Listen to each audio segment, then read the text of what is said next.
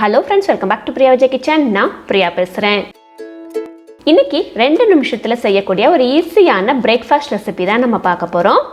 அதுக்கு இங்கே நான் ஒரு 5-6 பூண்டு உரித்து வச்சுருக்கிறேன். அதை நல்லா தட்டி வச்சுக்கலாம்.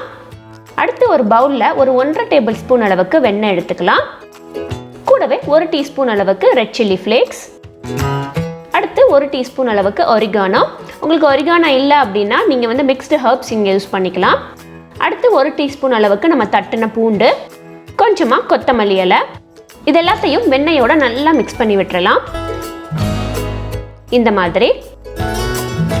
அடுத்து இங்கே நான் 2 மில்க் பிரெட் எடுத்துருக்கிறேன். நீங்கள் மில்க் பிரெட் இல்லைன்னா கோதுமை பிரெட் எது வேணாலும் நீங்கள் எடுத்துக்கோங்க. நம்ம ப்ரிப்பேர் பண்ண அந்த பட்டர் மிக்சரை நல்லா ஸ்ப்ரெட் பண்ணி விட்டுறலாம். 2 பிரெட்லையுமே ஒரு பக்கம் நல்லா ஸ்ப்ரெட் பண்ணி விட்டுறலாம். அடுத்து இங்கே நான் கொஞ்சம் சீஸை துருவி வச்சுருக்கிறேன்.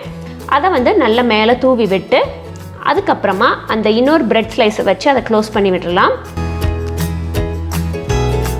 இதுக்கு மேலேயும் கொஞ்சம் நம்ம அந்த பட்டர் மிக்சரை தடவி விட்டுக்கலாம். அவ்வளோதான், இது ரெடி. அடுத்து தோசை தவா இல்லைன்னா பேன் எடுத்துட்டு அது நல்லா சூடாகையும் நம்ம ப்ரிப்பேர் பண்ணி வச்சிருந்த அந்த பிரெட்டை வச்சிடலாம்.